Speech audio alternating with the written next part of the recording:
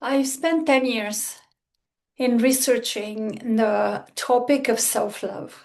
The most common belief that I encounter that people share about self-love is that you cannot have a relationship unless you love yourself.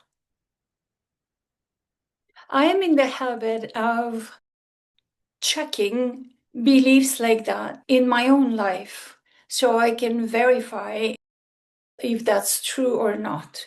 And what I noticed is that in my own life, there were times when I did not exactly love myself fully. I didn't take care of my needs. I was overworking. There were all kinds of things that I didn't do that would be loving. And yet, I did have relationships. So I started questioning that belief. Is it true that in order for you to find a partner, you have to love yourself first?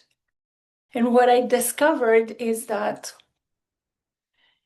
it is possible to have relationship without loving yourself. The reality is that relationships put us on the fast track of learning about ourselves and learning about what's not working in ourselves, because our partners are holding a mirror. They show us, they're mirroring how we treat ourselves. Our partners are treating us in the way that we treat ourselves. And it may not be obvious in the very beginning, but eventually we start to question and understand. I think that what happens is that when we don't love ourselves fully, we don't accept certain parts of ourselves, then we attract a partner who is mirroring those same or similar traits. This might manifest as being with somebody who doesn't care about what we need, somebody who doesn't listen to what we need to say, in a similar way that we don't listen to ourselves. And that partner isn't there to hurt us. That partner is there to show us what is it that we need to improve in our own relationship with ourselves. I do have a process which reveals the way that you do relationships, the way that you show up in a relationship, and the way that you connect with yourself before you connect to another. So often what I see, and in my own relationships, I've experienced that as well.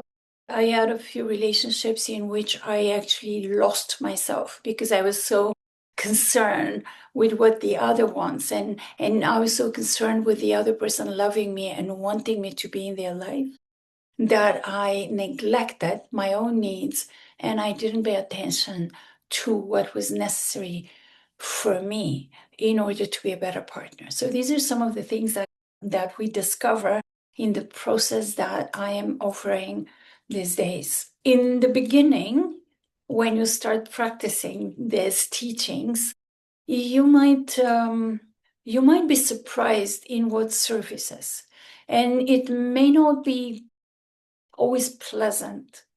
But as you continue to practice, you begin to see what are the places where you can improve and where you can improve your own relationship with yourself in order to show up differently in the relationship with others.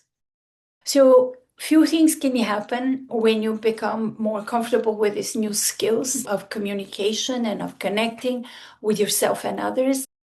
One scenario might be that you might start attracting different kind of partners. Or if you're in a existing relationship, you might be able to change the dynamics in that relationship and to equalize the care and the attention that you put on for yourself and the attention to the needs of the other.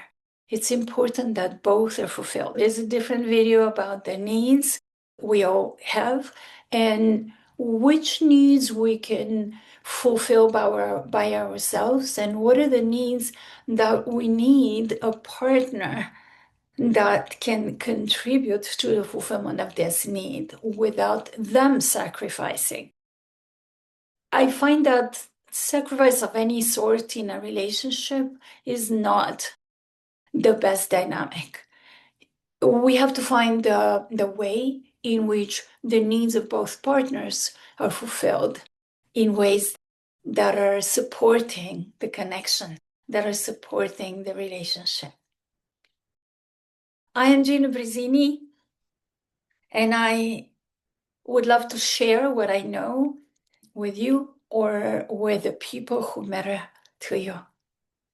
I'll see you in my next video.